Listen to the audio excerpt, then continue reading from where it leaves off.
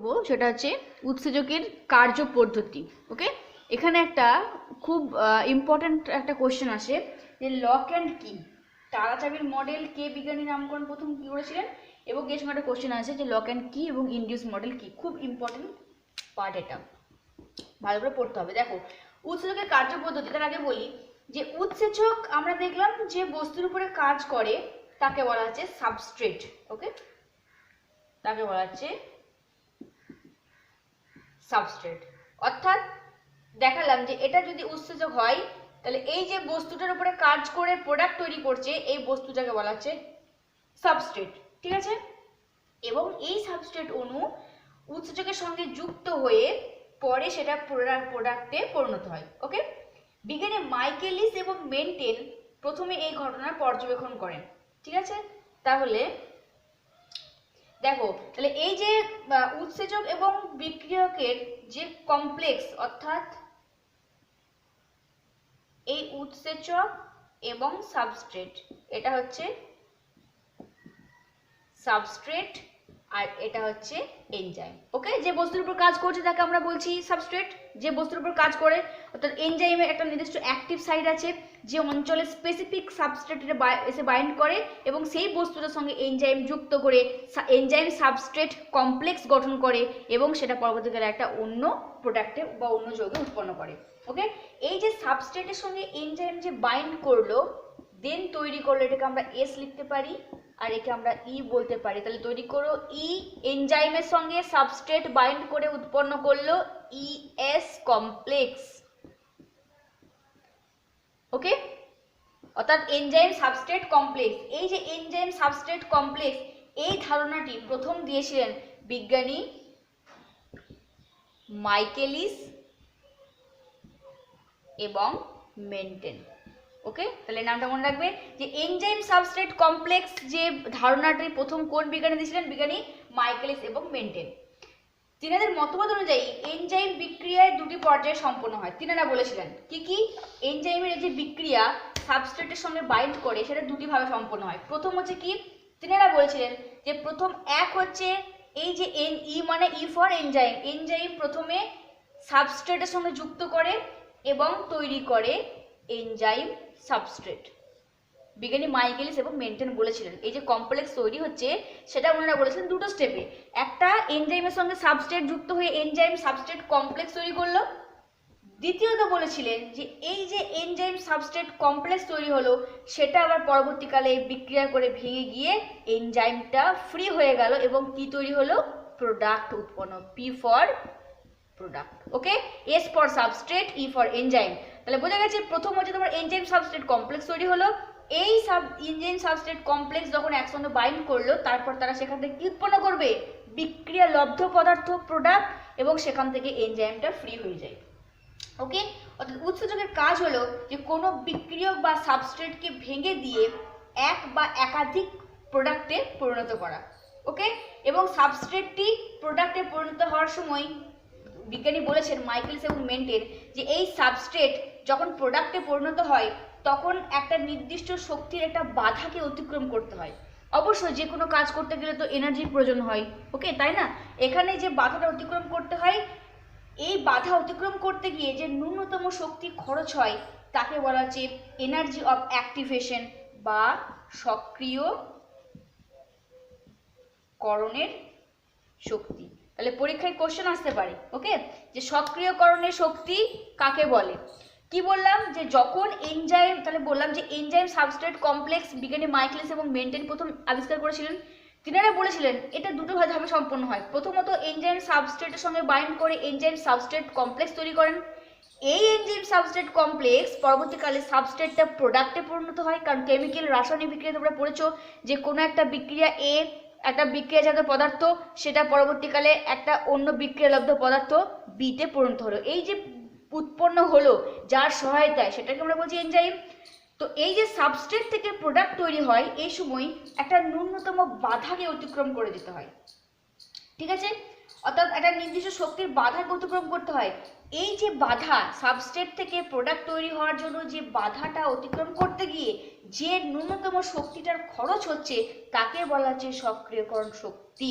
তাহলে এটা গুছিয়ে লিখবে, তার সঙ্গে এই মেকানিজম দেবে এবং বলবে সাবস্ট্রেট থেকে প্রোডাক্ট উৎপন্ন হওয়ার সময় একটা নির্দিষ্ট শক্তি বাধাকে অতিক্রম করতে হয়, আর সেই বাধা অতিক্রম করতে গিয়ে যে শক্তিটার খরচ হচ্ছে এই মেকানিজম, এই রিয়াকশনের ক্ষেত্রে, তখন তাকে বলা হচ্ছে সক্রিয়করণ শক্তি। মনে থাকবে। এবার দেখো, যদি এখানে কোনো সাবস্ট্রেট থেকে প্রোডাক্ট উৎপন্ন হতে গিয়ে উৎসেচক না থাকে, ধরো কোনো উৎসেচক বিহীন অবস্থা, সেই ক্ষেত্রে এই শক্তির চাহিদা অনেক বেশি হয়। সাবস্ট্রেটকে প্রোডাক্টে রূপান্তরিত গেলে অনেক তাপের প্রয়োজন হবে, তাই না? স্বাভাবিক যে এখানে ধরো এনজাইম থাকার ফলে কি হচ্ছে, এটা সহজে সম্পন্ন হচ্ছে। কিন্তু যদি কোনো একটা রাসায়নিক বিক্রিয়া যদি এনজাইম ছাড়া সম্পন্ন হয়, তাহলে সেখানে এই সাবস্ট্রেট থেকে প্রোডাক্ট উৎপন্ন হচ্ছে, ধরো এনজাইম নেই, তো সেখানে কি হবে, প্রচুর পরিমাণে শক্তির প্রয়োজন হবে। আর উৎসেচকের উপস্থিতিতে কি হচ্ছে, এই শক্তির মাত্রাটা অনেকটা কম হওয়ায় স্বাভাবিক চাপে এবং তাপে সহজে প্রোডাক্টে পরিণত হচ্ছে। বাট যদি এনজাইম না থাকে তাহলে কিন্তু প্রচুর শক্তির প্রয়োজন হবে, প্রচুর চাপ এবং প্রচুর তাপের প্রয়োজন হয়। ওকে, সেই জন্যই একটা রাসায়নিক বিক্রিয়ার ক্ষেত্রে এনজাইম থাকাটা অতি অবশ্যই প্রয়োজন। না হলে হয়তো বিক্রিয়া হবে, দেখা যাবে যে একটা বিক্রিয়া হতে হয়তো 1000 বছর সময় লেগে গেল, কিন্তু এনজাইম সেটা কুইকলি মানে সেকেন্ডের মুহূর্তে কি করে বিক্রিয়াটাকে সম্পন্ন করে দেয়।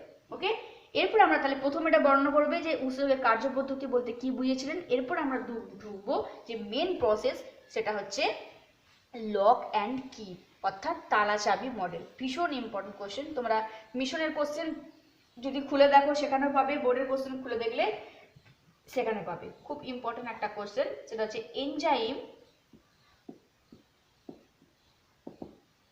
এনজাইমের লক অ্যান্ড কি হাইপোথিসিস। ওকে, এনজাইমের লক অ্যান্ড কি হাইপোথিসিস মডেল খুব খুব ইম্পর্টেন্ট। দেখো, সর্বপ্রথম বলি, এই যে তালাচাবির মডেলটা বিজ্ঞানী প্রথম কে দিয়েছিলেন, বিজ্ঞানী এমিল ফিশার। ফার্স্ট বিজ্ঞানী এমিল ফিশার কত খ্রিস্টাব্দে, 1800। এটা তোমার এমসিকিউ কোশ্চেন মিশনে পাবেই, এই সামনে তোমাদের যে এক্সাম হবে সেখানে তোমাদের আশা করছি থাকবে। যে লক অ্যান্ড কি, এনজাইমের লক অ্যান্ড কি মডেল কত খ্রিস্টাব্দে প্রথম প্রকাশিত হয়েছিল না, 1894 খ্রিস্টাব্দে। কোন বিজ্ঞানী তালাচাবির মডেলের ব্যাখ্যাকারক বা উৎস কে, বিজ্ঞানী এমিল ফিশার। মনে রাখবে, তিনি উৎসেচককে তালা চাবি সঙ্গে তুলনা করেছিলেন। তাহলে তালা চাবির সঙ্গে তুলনা করেছিলেন উৎসেচকে কোন বিজ্ঞানী, বা প্রথম কোন বিজ্ঞানী তালা চাবির মডেল প্রবর্তন করেন, বিজ্ঞানী এমিল ফিশার 1894 খ্রিস্টাব্দে। তিনি কি বলেছিলেন দেখো, তিনি বলেছিলেন যে একটা তালার ক্ষেত্রে যেমন একটা পার্টিকুলার নির্দিষ্ট চাবির প্রয়োজন, তাই না? আমরা দেখেছি যে বাইরে একটা তালার ক্ষেত্রে একটা নির্দিষ্ট চাবি দ্বারাই খুলবে। তুমি যদি অন্য কোনো চাবি নিয়ে এসে সেই তালাটা খুলতে চাও, দেখবে সেটা পসিবল নয়, সম্ভব নয়। কারণ এই যে তালার একটা নির্দিষ্ট যে সাইড, এই যে চাবির যে একটা নির্দিষ্ট যে সাইড আছে, সেই সাইডে সেই তালাটাই একমাত্র কাজ করবে, বাকি অন্যরা করবে না। সেই জন্য তিনি বলেছিলেন, আমরা দেখলাম যে এই যে এই এনজাইমের ক্ষেত্রে আমরা দেখলাম যে শুধুমাত্র এই পার্টিকুলার সাবস্ট্রেটটাই বাইন্ড হবে, তুমি যদি অন্য কিছু এনে দাও সেটা কিন্তু বাইন্ড হবে না। ওকে, ঠিক তালা চাবির মতো, যে পার্টিকুলার তালার জন্য যেমন পার্টিকুলার চাবির প্রয়োজন, ঠিক সেরকম তিনি এখানে বলেছেন যে তিনি চাবি এবং তিনি উৎসেচককে, তিনি এনজাইমকে তুলনা করেছেন চাবির সঙ্গে। ওকে, আর তিনি যৌগকে মানে সাবস্ট্রেটকে, এখানে ইংলিশে বুঝতে পারবে, সাবস্ট্রেটকে তিনি তুলনা করেছেন তালার সঙ্গে। ওকে, অর্থাৎ আমরা দেখেছি এটা হচ্ছে ধরো এনজাইম, তাহলে এনজাইমের এই যে নির্দিষ্ট অ্যাক্টিভ সাইট যে অঞ্চল, সেখানে কি হচ্ছে, তাহলে এটা হচ্ছে তোমার কি চাবি, আর সাবস্ট্রেট এখানে নির্দিষ্ট এসে বাইন্ড করছে যে বস্তুটা, তাহলে এটা যদি চাবি আর তালা ঠিক সেরকম সেম জিনিস। ওকে, তাহলে বলবে বিজ্ঞানী এমিল ফিশার 1894 খ্রিস্টাব্দে এনজাইমের লক অ্যান্ড কি হাইপোথিসিস প্রবর্তন করেছিলেন। তিনাদের মত অনুসারে একটা নির্দিষ্ট তালা চাবির একটা নির্দিষ্ট তালা তারা খোলে, অর্থাৎ একটা নির্দিষ্ট তালার জন্য একটা নির্দিষ্ট চাবির প্রয়োজন। ওকে, ঠিক আমরা সেরকম বলতে পারি যে একটা নির্দিষ্ট চাবির দ্বারা একটা নির্দিষ্ট তালায় একমাত্র খোলে, ঠিক সেরকম তিনি এনজাইমকে উৎসেচকের ব্যাখ্যা দিয়েছিলেন যে এনজাইমকে চাবির সঙ্গে এবং সাবস্ট্রেটকে তালার সঙ্গে তিনি তুলনা করেছিলেন। এবং তিনার মতে চাবি আর তালার যে মন্তব্যটি তিনি ব্যাখ্যা করেছিলেন, সেখানে কি বলেছিলেন যে লক অ্যান্ড কি মডেলের ক্ষেত্রে তিনি কার সঙ্গে কার তুলনা করেছিলেন মনে রাখবে, এনজাইমের সঙ্গে চাবি আর তালা হচ্ছে তোমার সাবস্ট্রেট। তিনি বলেছিলেন এখানে এই কথা দুটি খুব ইম্পর্টেন্ট, যে একটা নির্দিষ্ট উৎসেচকই কেবলমাত্র নির্দিষ্ট যৌগ মানে সাবস্ট্রেট যৌগের উপরে ক্রিয়া করতে পারে। ভীষণ ইম্পর্টেন্ট কোশ্চেন, তাই না? ওই জন্যই তো উনি তালা চাবির সঙ্গে কম্পেয়ার করেছেন, যেটা নির্দিষ্ট উৎসেচক নির্দিষ্ট চাবির সঙ্গে নির্দিষ্ট তালার যেমন ম্যাচ খায়, ঠিক সেরকম নির্দিষ্ট উৎসেচকের সঙ্গে কেবলমাত্র সেই সাবস্ট্রেটই ক্রিয়া করতে পারে। প্রথম কথা বললেন। দ্বিতীয় কথা বলেছিলেন যে উৎসেচকের গঠনে ত্রিমাত্রিক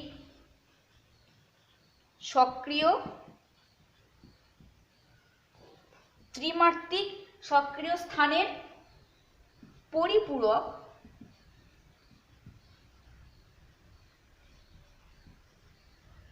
গঠনযুক্ত যৌগই কেবলমাত্র আবদ্ধ হতে পারে। ওকে, তাহলে দ্বিতীয় কি বলেছিলেন যে উৎসেচকের গঠনে কিন্তু ত্রিমাত্রিক যে সক্রিয় স্থান, মানে তার যে ত্রিমাত্রিক যে অঞ্চল, সেখানে সেটাকে জায়গাটাকে পরিপূরক করার জন্য নির্দিষ্ট গঠনযুক্ত সেই স্ট্রাকচার অনুযায়ী কেবলমাত্র সাবস্ট্রেট সেখানে আবদ্ধ হতে পারবে। অর্থাৎ উৎসেচক এনজাইম সাবস্ট্রেট কমপ্লেক্স গঠন করবে। ওকে, যেটা নির্দিষ্ট তালার সঙ্গে নির্দিষ্ট চাবির খাপ খাওয়ানোর মতো। ওকে, তাহলে যদি তোমাদের 2 মার্কসের জন্য তালা চাবির মডেল আসে, তাহলে সেটা কিন্তু তোমাদেরকে এভাবে ব্যাখ্যা করতে হবে। তাহলে ফার্স্ট বললাম নির্দিষ্ট উৎসেচকের সঙ্গে কেবলমাত্র নির্দিষ্ট সাবস্ট্রেট ক্রিয়া করবে। 2 নম্বর পয়েন্ট বললাম যে এর যে ত্রিমাত্রিক যে চিত্র, এই যে ত্রিমাত্রিক যে অঞ্চল, সেটাকে পরিপূরক করার জন্য কিন্তু এই পার্টিকুলার একই চিহ্নযুক্ত বা সেই একই গঠনযুক্ত সাবস্ট্রেটই কেবলমাত্র বাইন্ড করতে পারবে। অর্থাৎ এখানে শেষ পয়েন্টটা কি বলবে, অর্থাৎ এনজাইম সাবস্ট্রেট কমপ্লেক্স গঠিত হবে, যেটা হচ্ছে কি তালা ও চাবির মতো সম্পর্কযুক্ত। এই জন্য বিজ্ঞানী Emil fisher এনজাইমকে lock and key model হাইপোথিসিসে তিনি বর্ণনা করেছেন। বোঝা গেছে? তাহলে এনজাইমের লক অ্যান্ড মডেল কি? দেখো এনজাইম। ওকে, এনজাইমের ত্রিমাত্রিক অ্যাক্টিভ সাইট 3টে অঞ্চল, সাবস্ট্রেট দেখো নির্দিষ্ট সাবস্ট্রেট কিন্তু বাইন্ড করছে। তাহলে ফার্স্ট ধাপে এনজাইম সাবস্ট্রেট কাছাকাছি এসে একে অপরের সঙ্গে enzyme charge slightly as substrate bind, অর্থাৎ এনজাইম সাবস্ট্রেট একে অপরের সঙ্গে বাইন্ড করলো। বাইন্ড করার পর দেখো এই যে প্রোডাক্টের উৎপন্ন করলো, সাবস্ট্রেটটা যখন প্রোডাক্টে কনভার্ট হচ্ছে এনজাইম সাবস্ট্রেট কমপ্লেক্স তৈরি বাইন্ড করার পর, এবং সেখান থেকে দেখো এনজাইমটা ফ্রি হয়ে যাচ্ছে, প্রোডাক্টগুলি আলাদা হয়ে যাচ্ছে। ওকে, এবং বিজ্ঞানী এটার বর্ণনা দিয়েছিলেন, এই যে দেখো এটার বর্ণনা দিয়েছিলেন বিজ্ঞানী, এই যে কথাটা বলেছেন যে নির্দিষ্ট এনজাইমের জন্য নির্দিষ্ট সাবস্ট্রেট ক্রিয়া করবে। তিনি বলেছিলেন যে একটা এনজাইমের উপরে কিন্তু একটার বেশি একাধিক সাইট থাকতে পারে। তাহলে এই এনজাইমে যদি ত্রিমাত্রিক সাইট থাকে, ধরো 3টে অ্যাক্টিভ অঞ্চল আছে, তাহলে এই 3টে অ্যাক্টিভ অঞ্চলে নির্দিষ্ট সাবস্ট্রেট গঠনযুক্ত সাবস্ট্রেটই কেবলমাত্র বাইন্ড করে এনজাইম সাবস্ট্রেট কমপ্লেক্স তৈরি করবে। ওকে, যেটা তালা এবং চাবির সঙ্গে সম্পর্কযুক্ত। দেখো বোঝা গেছে? এই হচ্ছে তোমার এনজাইম। দেখো এনজাইমের সঙ্গে সাবস্ট্রেট এসে বাইন্ড করলো, বাইন্ড করার পর প্রোডাক্টে কনভার্ট হলো, সেপারেট হয়ে গেল। ওকে, এটার সঙ্গে বিজ্ঞানী তিনি লক অ্যান্ড কি বর্ণনা দিয়েছেন। তাহলে বোঝা গেছে যে তালা এবং চাবির সঙ্গে যে সম্পর্কযুক্ত সেটা এনজাইমকে কিভাবে ব্যাখ্যা করেছেন না এনজাইমকে চাবির সঙ্গে এবং সাবস্ট্রেটকে তালার সঙ্গে বর্ণনা দিয়েছিলেন। এবং এটা বর্ণনা করার পর 2 মার্কসের জন্য প্রথমে এটা বলার পর তোমরা কোনটা চাবি কোনটা তালা এনজাইম আর সাবস্ট্রেটকে কার সঙ্গে কার তুলনা করা হয়েছে সেটা বলবে। দেন এই দুটো পয়েন্ট বলার পর তারপর তোমাদের দেখাতে হবে যে এনজাইম এবং সাবস্ট্রেট ইটা কি পাশে লিখে দেবে। এনজাইম আর এস হচ্ছে সাবস্ট্রেট, এটা একে অপরের সঙ্গে বাইন্ড করে তৈরি হচ্ছে এনজাইম সাবস্ট্রেট কমপ্লেক্স। ওকে, এবং সেখান থেকে তৈরি হচ্ছে এনজাইম সাবস্ট্রেট কমপ্লেক্স থেকে এনজাইম প্রোডাক্ট উৎপন্ন হচ্ছে। এনজাইম প্রোডাক্ট উৎপন্ন হচ্ছে, সেই এনজাইম প্রোডাক্ট থেকে এনজাইম এবং প্রোডাক্টটা আলাদা হয়ে যাচ্ছে। বুঝা গেছে? তাহলে এই হচ্ছে এনজাইম সাবস্ট্রেট কমপ্লেক্স বলতে পারো পরীক্ষায়। এনজাইম সাবস্ট্রেট কমপ্লেক্স কি এলে লক অ্যান্ড কি বর্ণনা দেবে, অ্যান্ড যদি এনজাইমের লক অ্যান্ড কি মডেল আসে তাহলে এই হাইপোথিসিসটা ব্যাখ্যা করবে। দেখো তাহলে কি বললাম যে বিক্রিয়ক এবং এই যে সাবস্ট্রেট থেকে প্রোডাক্ট উৎপন্ন হলো, সাবস্ট্রেট হচ্ছে বিক্রিয়ক আর প্রোডাক্ট হচ্ছে বিক্রিয়ালব্ধ পদার্থ। রসায়নের ভাষায় যদি আমরা হাইড্রোজেন এবং জলকে একসঙ্গে বাইন্ড করি যুক্ত করি তাহলে আমরা পাবো কি H2O। হাইড্রোজেন এবং অক্সিজেনকে যুক্ত করলে জল পাচ্ছি, তাহলে জল হচ্ছে বিক্রিয়ালব্ধ পদার্থ বা বিক্রিয়াজাত পদার্থ আর হাইড্রোজেন আর অক্সিজেন হচ্ছে বিক্রিয়ক পদার্থ। এটা বোঝানোর জন্য বললাম যে কোনটা বিক্রিয়ক এবং কোনটা বিক্রিয়াজাত পদার্থ। পরীক্ষাতে 2 মার্কসের জন্য লক অ্যান্ড কি মডেলটা ভালোভাবে গুছিয়ে লিখবে। দেখো উৎসেচকের কার্যপদ্ধতি দ্বিতীয় একটা মডেল হচ্ছে ইনডিউস ফিড মডেল, এটাও ইম্পর্টেন্ট। ওকে, এটাও ইম্পর্টেন্ট। এখানে কি বলা হচ্ছে দেখো যে এর প্রবক্তা হলেন বিজ্ঞানী কোশল্যান্ড। বিজ্ঞানী কোশল্যান্ড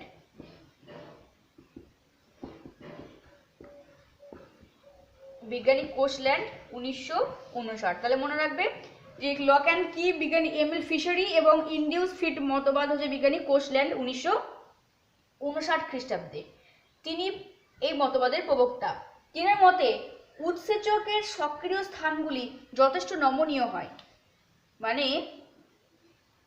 উৎসেচকের এই যে ধরো অ্যাক্টিভ সাইট এইগুলো হচ্ছে খুব নমনীয়, এগুলো যে কি অ্যাক্টিভ সাইট। এমন নয় যে একটা এনজাইমের একটাই শুধুমাত্র অ্যাক্টিভ সাইট থাকবে, একাধিকও কিন্তু একের বেশিও কিন্তু অ্যাক্টিভ সাইট থাকতে পারে। সক্রিয় স্থানের সঙ্গে প্রাথমিকভাবে কি হচ্ছে এর সঙ্গে ধরো সাবস্ট্রেট এটা বেশি বাইন্ড করলো, সাবস্ট্রেট এসে এখানে বাইন্ড করছে, ঠিক আছে। বাইন্ড করার পর উৎসেচকের সক্রিয় স্থানের আকৃতিটা কি হচ্ছে এই স্থানের আকৃতি প্রয়োজন অনুসারে পরিবর্তন হয়। যদি প্রয়োজন হয় তাহলে প্রয়োজন অনুসারে কিন্তু দেখা যাচ্ছে যে এই যে শেপ এই শেপটা কিন্তু কখনো কখনো হয়তো দেখা গেল যে পরিবর্তন হলো। ওকে, তাহলে এক উৎসেচকের সক্রিয় স্থানের সঙ্গে সাবস্ট্রেট যুক্ত হয় প্রয়োজন মতো।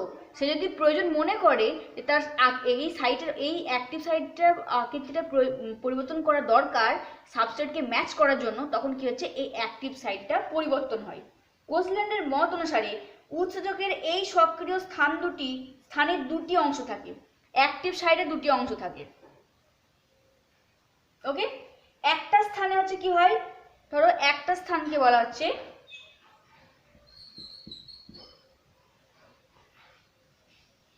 একটাকে বলা হচ্ছে বাট্রেসিং গ্রুপ, একটাকে বলা হচ্ছে বাট্রেসিং গ্রুপ, আর একটা স্থানকে বলা হচ্ছে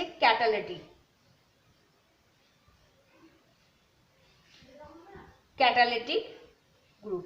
বোঝো দুটো স্থানের মধ্যে বাট্রেসিং গ্রুপ যে সাবস্ট্রেটকে ধরে রাখতে সাহায্য করে, আর ক্যাটালিটিক গ্রুপ যে কি করছে না সেই সাবস্ট্রেটকে বন্ডগুলিকে দুর্বল করে ভেঙে দিয়ে বিক্রিয়ালব্ধ পদার্থে পরিবর্তন করতে সাহায্য করে। এই মতবাদটি হচ্ছে অ্যালোস্টেরিক উৎসেচক ক্রিয়া মতবাদ নামে পরিচিত। দেখো তাহলে ইনডিউস ফিড মতবাদ হচ্ছে যে বললাম যে একটা নির্দিষ্ট এনজাইমের অ্যাক্টিভ সাইট বর্তমান। ওকে, সেই অ্যাক্টিভ সাইটের যেখানে অ্যাক্টিভ সাইট সেখানে যখন সাবস্ট্রেট এসে বাইন্ড করবে এবং যদি কোনো ইনহিবিটর এসে যেখানে অ্যাক্টিভ সাইট নেই সেখানে এসে বাইন্ড করে তাহলে কি হবে পরবর্তীকালে বলছে যে এই অ্যাক্টিভ সাইট হচ্ছে দুটি খুব নমনীয়, যে কারণের জন্য এই অ্যাক্টিভ সাইট দুটি যেখানে সাবস্ট্রেট এসে বাইন্ড করে সেটা হচ্ছে ক্যাটালাইটিক গ্রুপ, যেটা কি করছে না সেই সাবস্ট্রেটকে ভেঙে বিক্রিয়াত পথে পরিণত করে। অন্যদিকে যেখানে অ্যাক্টিভ সাইট নেই সেই অঞ্চলে কোনো অ্যালোস্টেরিক এনজাইম বা কোনো ইনহিবিটর এসে বাইন্ড যদি করে তাহলে সে কি করবে, কোনো বিক্রিয়ালব্ধ পদার্থ বা বিক্রিয়াকে ভাঙতে পারে না, বাট সে কি করে বিক্রিয়াটাকে রেগুলেশন করতে সাহায্য করে। ওকে, আরেকটা জিনিস, যখন কোনো এনজাইমের সঙ্গে কোনো ইনহিবিটর এসে বাইন্ড করে তখন কি হচ্ছে, এই যে এনজাইমের যে অ্যাক্টিভ অঞ্চল, সেই অ্যাক্টিভ অঞ্চলটা যদি কোনো প্রয়োজন ক্ষেত্রে যদি পরিবর্তিত হয় তখন সেটাকে বলছে কি না ইনডিউস ফিট মডেল। তাহলে এই দুটো কথা দেখলাম, এক হচ্ছে যে এনজাইমের সঙ্গে একটা নির্দিষ্ট সাবস্ট্রেট যুক্ত হবে, আর এই সাবস্ট্রেটের অ্যাক্টিভ এনজাইমের যে অ্যাক্টিভ সাইট সেটা কিন্তু বলছে নমনীয় হয়, যে কারণের জন্য সেটা প্রয়োজন অনুসারে ভিতরে পরিবর্তন হতে পারে। যদি এই অ্যাক্টিভ সাইট আবার দুটি অংশ থাকে, কি কি, একটা হচ্ছে ব্রাস্টেসিং গ্রুপ, একটা ক্যাটালাইটিক গ্রুপ। ইনডিউস ইনহিবিশন বা ব্রাস্টেসিং গ্রুপ যেখানে বলছে যে যদি কোনো সাবস্ট্রেট এসে বাইন্ড করে, ইনহিবিটর এসে বাইন্ড করে যেখানে এনজাইমের কোনো অ্যাক্টিভ সাইট নেই, দেখতে পাচ্ছ। আর একটা হচ্ছে কি না, যদি প্রয়োজন মতো অ্যাক্টিভ সাইট অঞ্চলটা চেঞ্জ হয় এবং সেখানে এসে যদি কোনো সাবস্ট্রেট এসে বাইন্ড করে তাহলে সেই অঞ্চলটাকে বলা হচ্ছে ক্যাটালাইটিক গ্রুপ।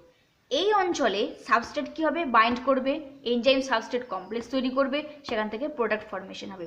বাট এই অঞ্চলটা দেখো, যদি অ্যানাদার সাইডে কোনো ইনহিবিটর এসে বাইন্ড করে তখন সেখানে কিন্তু কোনো অ্যাক্টিভ সাইট নেই, তাই এ কী করবে, এই এনজাইমকে রেগুলেশন করবে, নিয়ন্ত্রণ করবে, অর্থাৎ সাবস্ট্রেটকে ধরে রাখতে সাহায্য করবে, কিন্তু সে বিক্রিয়ালব্ধ পদার্থে ভাঙতে পারবে না। ঠিক আছে, এই মতবাদটি বর্তমানে গ্রহণযোগ্য, কারণ একে অ্যালোস্টেরিক উৎসেচকের ক্রিয়া হিসেবে ব্যাখ্যা করা যায়। তো এই যে ইনহিবিটর যে সাবস্ট্রেটকে, যে এনজাইমকে রেগুলেশন করছে, যাকে বলা হচ্ছে অ্যালোস্টেরিক উৎসেচক। ওকে, অন্যদিকে ক্যাটালাইটিক গ্রুপ যে এনজাইম যে সাবস্ট্রেটকে প্রোডাক্টে কনভার্ট করে। তো এটা হচ্ছে ইনডিউস ফিট মডেল। দেখো এনজাইম কিভাবে কাজ করে বা দেখতে কেমন, দেখো এই হচ্ছে এনজাইম যার দুটো অ্যাক্টিভ সাইট বর্তমান। দেখো এখানে সাবস্ট্রেট 1 নেওয়া হয়েছে, সাবস্ট্রেট 2 নিয়েছি, কোনটা এসে বাইন্ড করবে অ্যাক্টিভ সাইটে, এনজাইমের অ্যাক্টিভ অঞ্চলে। দেখো এনজাইমের অ্যাক্টিভ সাইটে ঠিক যেরকম গঠন, যদি সাবস্ট্রেটের গঠন সেম হয় তাহলে সেটা এসে বাইন্ড করবে। তাহলে দেখো এখানে সাবস্ট্রেট 1 যেটা নিয়েছি সেটা কিন্তু এই অ্যাক্টিভ সাইট, এনজাইমের অ্যাক্টিভ সাইটের সঙ্গে গঠনের সঙ্গে সম্পর্কযুক্ত। বাট দেখো সাবস্ট্রেট 2 যেটা নিয়েছি সেটা কিন্তু দেখো অ্যাক্টিভ সাইটের যে গঠন তার থেকে আলাদা। তাহলে সেই জন্য বলছি যে এখানে এসে শুধুমাত্র সাবস্ট্রেট 1ই বাইন্ড করতে পারবে, সাবস্ট্রেট 2 বাইন্ড করতে পারবে না, কারণ এনজাইমের একটা পার্টিকুলার সাইটের সঙ্গে নির্দিষ্ট সাবস্ট্রেটের সাইট এসেই বাইন্ড করতে পারে। দেখো তাহলে ফার্স্ট অফ অল হচ্ছে কি, প্রাথমিক অবস্থায় enzyme and same active site এই সাবস্ট্রেট এসে বাইন্ড করছে। ফার্স্ট অবস্থা দেখো ইনিশিয়াল বাইন্ডিং কি হচ্ছে না, এনজাইমের সঙ্গে সাবস্ট্রেটটা বাইন্ড করছে, ইনিশিয়াল সাইট। পরবর্তীকালে কি হচ্ছে না, যখন এই অ্যাক্টিভ সাইট যদি পরিবর্তন হয়, ওকে, দেখো যে উৎসেচকের সক্রিয় স্থানের আকৃতি প্রয়োজন অনুসারে যে চেঞ্জ হচ্ছে এখানটা, তখন দেখা যাচ্ছে ইনডিউস ফিট। ওকে, সাবস্ট্রেট বাইন্ড করার পর এই অঞ্চলটা পরিবর্তন হয়। তারপর এনজাইম এবং সাবস্ট্রেট একে অপরের সঙ্গে যুক্ত হওয়ার পর এনজাইম সাবস্ট্রেট কমপ্লেক্স তৈরি করার পর রিয়াকশন শুরু হয়। রিয়াকশন শুরু হচ্ছে ফোর্থ স্টেজ, এবং তারপর হচ্ছে রিয়াকশনের পর এই সাবস্ট্রেটটা ধীরে ধীরে ভেঙে যাচ্ছে দুটো আলাদা প্রোডাক্ট। ওকে, এই হচ্ছে ইনডিউস মডেল এবং লক এন্ড কি মডেল। দেখো নেক্সট হচ্ছে এনজাইমের যে শুধুমাত্র একটাই অ্যাক্টিভ সাইট থাকে সেটা নয়, একের বেশিও থাকতে পারে। পাইরুভেটের সঙ্গে NADH এর বিক্রিয়া করে ল্যাকটিক অ্যাসিড ফর্মেশন হচ্ছে। দেখো এখানে দেখানো হয়েছে এনজাইমের দুটো অ্যাক্টিভ সাইট, একটা যেমন NADH বাইন্ড করেছে এবং একটা পাইরুভেট বাইন্ড করেছে, এবং কি কোন এনজাইমের সঙ্গে, ল্যাকটেজ ডিহাইড্রোজিনেস যে এনজাইম তার দুটি সাইট বর্তমান দেখতে পাচ্ছ, এবং সেখানে দুটি সাবস্ট্রেট বাইন্ড করছে। তাহলে এনজাইমের একের বেশিও কিন্তু বাইন্ডিং সাইট থাকতে পারে।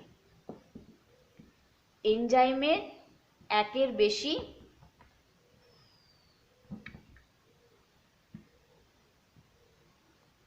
মোর দেন ওয়ান অ্যাক্টিভ সাইট বর্তমান। ওকে, নোট ডাউন করবে। দেখো নেক্সট আমরা উৎসেচকের আরেকটা কার্যপদ্ধতি দেখবো বা মেকানিজম অফ এনজাইম অ্যাকশন। সেখানে আমরা দেখব যে enzymes make reactions go faster. ওকে, অর্থাৎ এনজাইম হচ্ছে রিয়াকশনকে খুব দ্রুত গতিতে বাড়িয়ে তোলে। ঠিক আছে, তো সেটা আমরা একটা গ্রাফিক্যালি দেখাবো। এটা কখনো কখনো তোমাদের নিট এক্সামে দিয়ে থাকে, যে কখনো কখনো গ্রাফ দেওয়ার পর সেখানে জিজ্ঞাসা করে যে কোনটা কোন দিক। ঠিক আছে, যে এনজাইম হচ্ছে যে ক্যাটালাইটিক যে বিক্রিয়া বা ক্যাটালাইজ যেটা নিয়ন্ত্রণ করছে, অন্যদিকে এনজাইম ক্যাটালাইজড যে দিক আর একটা আনক্যাটালাইজড দিক, সেটা দুটো এখানে দেখানো হয়েছে। দেখো এই পোর্শনটা হচ্ছে পোটেনশিয়াল এনার্জি, হচ্ছে পোক্রেশ রিয়াকশন। কি হয় দেখো, দুটো জিনিস ঘটে।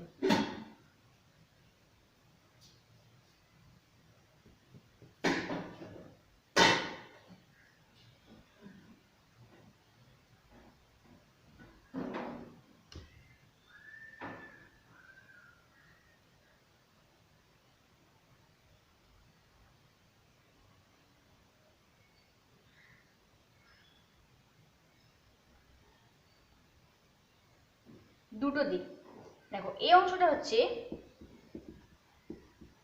অ্যাক্টিভেশন এনার্জি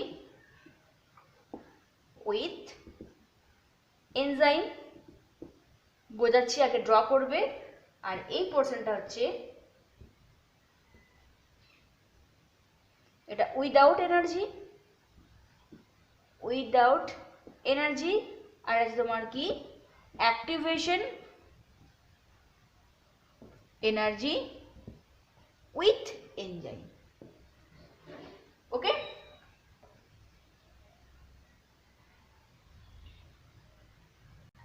দেখো নিজেরাই দেখো যে অ্যাক্টিভ এনার্জি এখানে কি হচ্ছে, যে অ্যাক্টিভ এনার্জি যদি মানে বেশি হবে তবেই না প্রোডাক্টটা কনভার্ট হবে।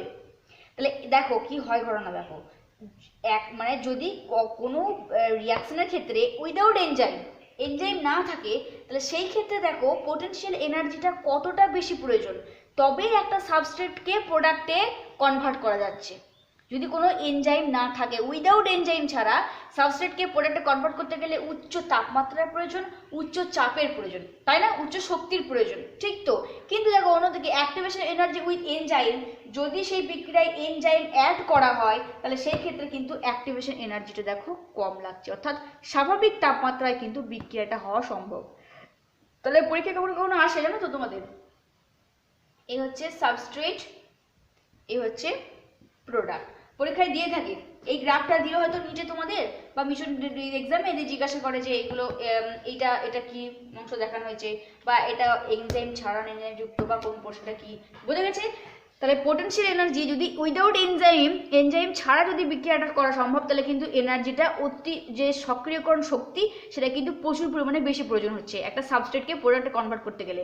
বাট যদি এনজাইম যদি সেই বিক্রিয়ার ক্ষেত্রে অ্যাড করা হয়, তাহলে সেখানে দেখো যে পোটেনশিয়াল এনার্জিটা কতটা কম প্রয়োজন হচ্ছে, অর্থাৎ সেখানে এনজাইম স্বাভাবিক তাপমাত্রাতে বা স্বাভাবিক অল্প শক্তির সাহায্যে কিন্তু রিয়াকশনটা কমপ্লিট করা সম্ভব। তাহলে এটাও হচ্ছে উৎসেচকের কার্যপদ্ধতি। তাহলে উৎসেচকের কার্যপদ্ধতি তিনটে বললাম, এক হচ্ছে lock and key model, induced fit model, and then হচ্ছে enzyme make reaction go faster, অর্থাৎ এনজাইমের উপস্থিতিতে কিভাবে একটা বিক্রিয়া খুব দ্রুত গতিতে সম্পন্ন হয় কম শক্তি বা স্বাভাবিক শক্তির সাহায্যে।